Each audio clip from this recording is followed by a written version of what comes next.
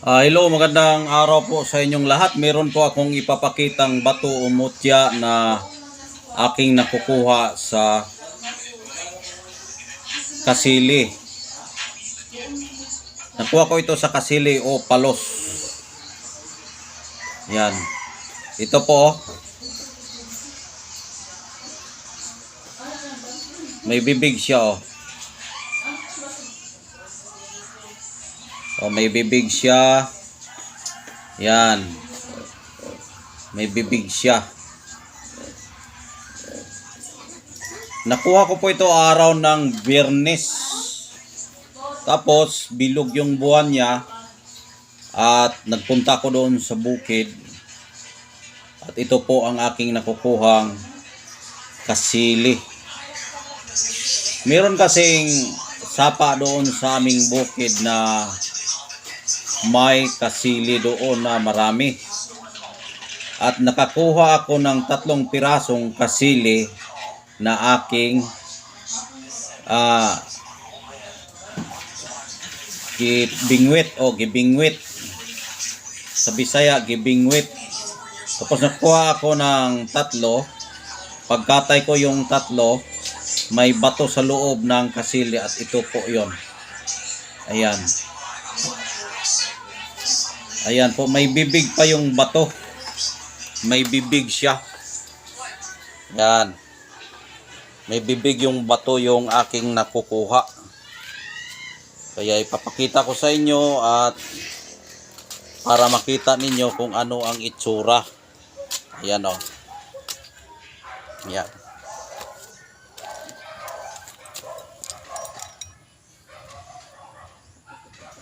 May bibig siya o. Yan ang itsura.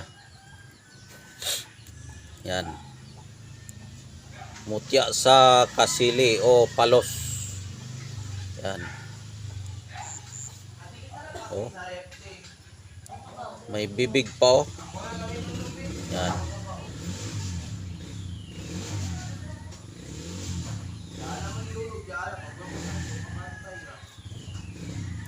Yan po ang aking mutya na aking ipapakita sa araw ngayon ng linggo.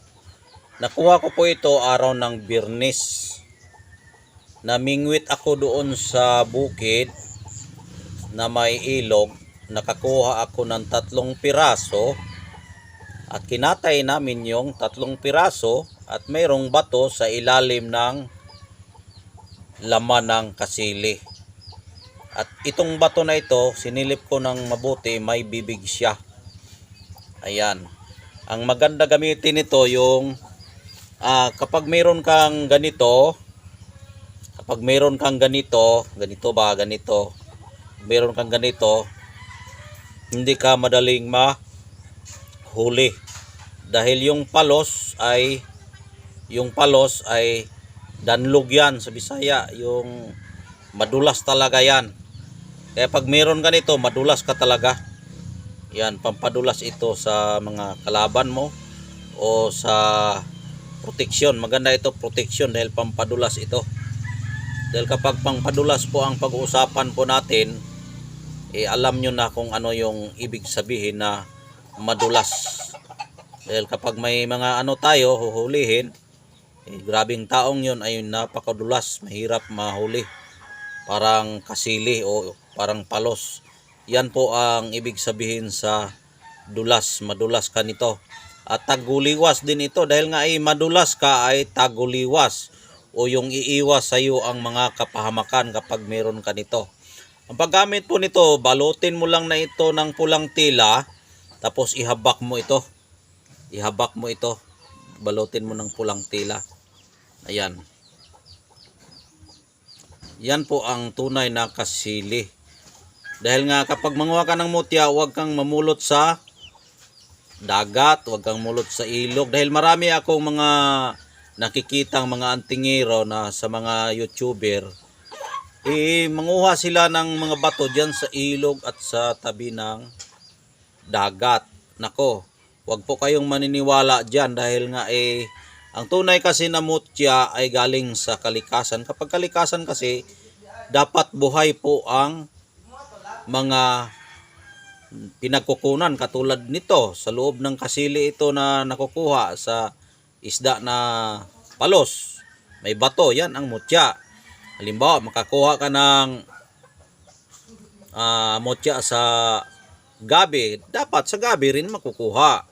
Makakuha ka ng mga mutya sa langka, dapat may bato sa langka. Hindi yung mamulot ka ng bato, tapos yung yung kamukha, sabihin na natin mutya, wag yun. Dahil nga, kahit gaano pa yan kahit tsura nila, kapag hindi galing sa kanila na katawan mismo na ikaw ang nakakuha, ay walang bisa po yan. Hindi katulad nito ay may bisa talaga. May bisa dahil nga ay nakuha ito sa loob ng isda na palos o kasili. Ayan, may bibig pa siya. Dahil siguro ay natamaan ng aking yam-yam kaya binigay sa akin. Natamaan sa aking yam-yam o kapangyarihan na espiritual na salita para ay umamo ang mga paamuhin yung mga kalikasan. Ganyan po. Yan. Ulitin ko po, ang tunay na mutya galing sa kalikasan. Yung kalikasan ay marami. Sa mga punong kahoy, mga halaman, mga prutas. Diyan mo makukuha sa mga pagkain yan. Kung bigas ay galing sa bigas. Kung sa nyog, galing sa nyog. Kung sa manok o sa isda, galing sa isda o sa manok. Kung anong prutas na nakikita mo yung bato, yan ay mutya na tunay at buhay. Pero kung manguha ka sa tabi ng ilog, dagat, ay nako, walang espiritu yan dahil hindi pinapagana ng kalikasan yan. Dahil kapag pinapagana ng kalikasan, galing sa kalikasan. Katulad nito, ito ang agimat ng palos o kasili. Ang nagpapagana po nito, yung isda na palos o kasili. Yan, ito ay buhay. Pero kung makakita ka ng mga mutya o bato sa mga tabi ng dagat, tabi ng ilog, wala yang buhay. Kahit gaano pa yan kahit tsura, kapag hindi pinakilos na buhay na mga kalikasan ay mawawala po ang bisa niyan. Yan po ang mga legit at tunay na mga gamit na galing sa tunay na pagkuha ng mga agimat. Yan po ang tunay. Dahil kapag manguha ka, ulitin ko, kapag manguha ka na dyan sa ilog, dyan sa walang bisa yan, sa totoo lang, walang bisa. Tingnan mo yung mga legit yan may bibig siya, tapos marami pa siya ugat-ugat Kung makikita mo lang ito sa personal, napakaganda talaga to. Napakaganda. Yan. Napakaganda ito kung makita mo lang ito sa personal. Ayan, ito ay pinapalimusan ko ito pero depende sa tao na karapat dapat siya na makakuha. Ulitin ko, magtatanong sila kung bakit daw bayaran yung agimat at ganito. Sa totoo lang po, hindi basta-basta ito makuha. Dahil bago ko ito kinuha, ginamitan ko ito ng diwata. Ano bang ibig sabihin diwata? Yung diwata, naghalad ka sa bukid, sa mga hindi natin makikita, pinapakain natin ng hayop. Kaya yung hayop ngayon, kung wala kang kapital na pangbili, hindi ka makabili. Kahit mayroon kang hayop, pag wala kang pambiling pagkain, ay hindi ka makabuhay ng hayop. Kaya mayroon price ito. Pero yung price natin sa tamang sakto lang na presyo na galing sa loob ng espiritu na mga mutya. Depende.